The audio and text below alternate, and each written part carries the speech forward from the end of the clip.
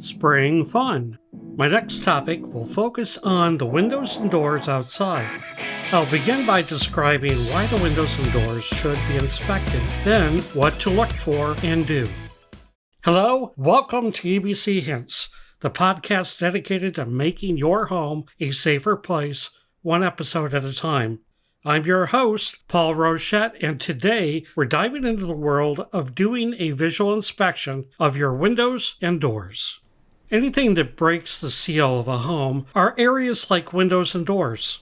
What the heck do I mean? If a perfect home could be built, we would have no openings, meaning anything that cuts into the home to install a product can be affected by the weather and can cause leaks. If you don't maintain your windows and doors, I guarantee you will have damage eventually. Let me tell you about an issue my wife and I had. A new home with a slightly inset front door with side lights. The home was 2 stories with no overhang in the front.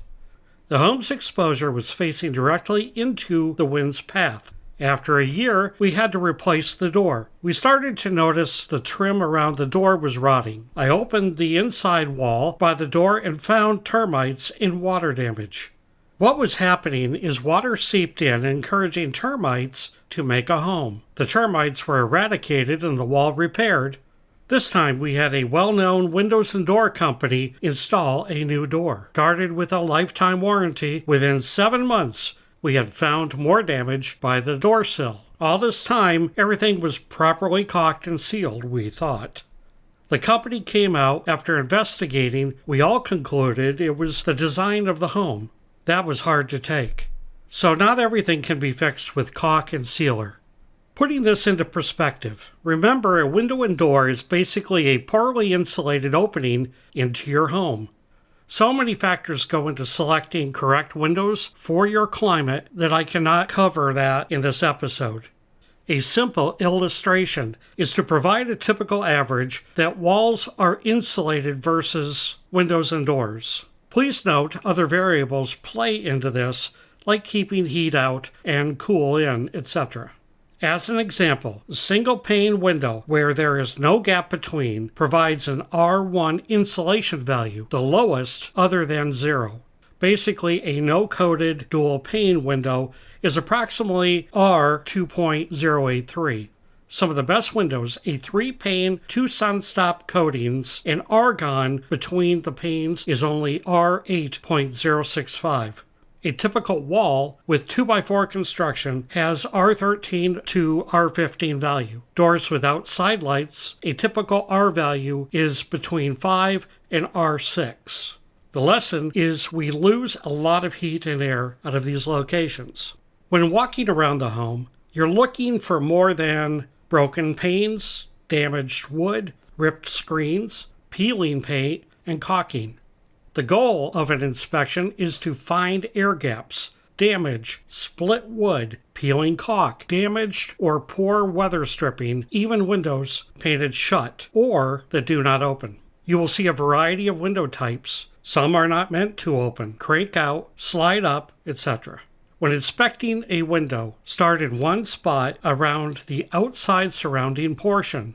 If your windows are made of wood, use your hand if you need to. Work around the trim, looking and feeling for wet or damp areas. Look for spots with discolored paint. It could be a sign of moisture behind the paint. Take a small screwdriver and gently press into the wood. If the screwdriver easily goes into the wood, it's probably rotted. Unless you're a gorilla and press too hard. Inspect the caulk for cracks and weathering. If separated from the siding or window frame, remove the old caulk and redo. Recommend appropriate silicone for windows and doors outside. Anything that is elastic and appropriate for your climate. Make sure the wood trim is either painted or stained. This acts as a protection from weather and ultraviolet rays. Look at the wood where it meets the glass. Normally, this has a gasket of sorts, but not always. I would recommend a thin strip of caulk here as well. Before that, look at your window type and check the manufacturer for recommendations. Normally, the name is etched into the glass in the corner. Replace any broken glass and screening. Everything is a system in whole that protects the home. Inside the home, open the windows. Inspect any rubber gaskets or felt stripping on the window unit. Most windows have something on the sides and bottom to prevent bugs and air leakage. If you don't see any, the window either lost them over time or never had them. Do you feel air around the windows? I would recommend a window expert to inspect it if you find issues. Check the locking mechanism and make sure that it is functional. Windows should never be painted shut unless they do not open. Do the windows open and close properly? Every window should, as these can become emergency exits and need to be opened, even by children. The doors will receive the same inspection as the windows. Perform all the trim, rot, and caulk checks like you did for the windows.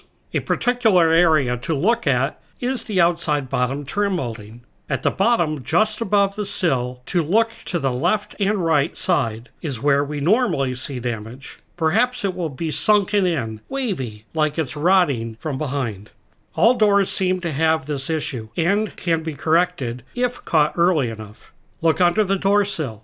Can you see beneath it? If yes, this should be sealed as well. Special note.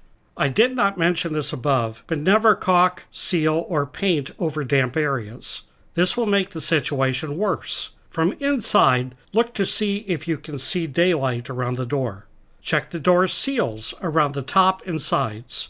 If intact, perhaps the door has warped or the trim has expanded or contracted. Either way, I would recommend a specialist look at it if it is considerable. Does the door latch and lock properly, sitting into the door's plates on the side when closed?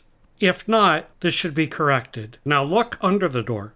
Normally, the outside doors have a weather strip or door sweep under it. This keeps the elements out. If you can see under the door sweep should be replaced. I did not specifically go over sliding doors or metal doors. The principles are all the same. These should all be inspected as well. I hope this information has helped you inspect your home during the spring. Thank you for tuning in to EBC Home Hints. If you found today's episode helpful, please like and subscribe. If you want to stay updated with more tips and insights, I encourage you to visit our website at abcinspections.com. Don't forget to follow us on social media like Apple Podcasts, Spotify, Overcast, Pocket Casts, YouTube, Castro, Good Pods, Castbox, Podcast Addict, Facebook, Instagram, Player FM, and Amazon Music for the latest updates, resources, and community discussions. Join me online and be part of our growing community dedicated to informed and empowered homeownership. Thank you and goodbye.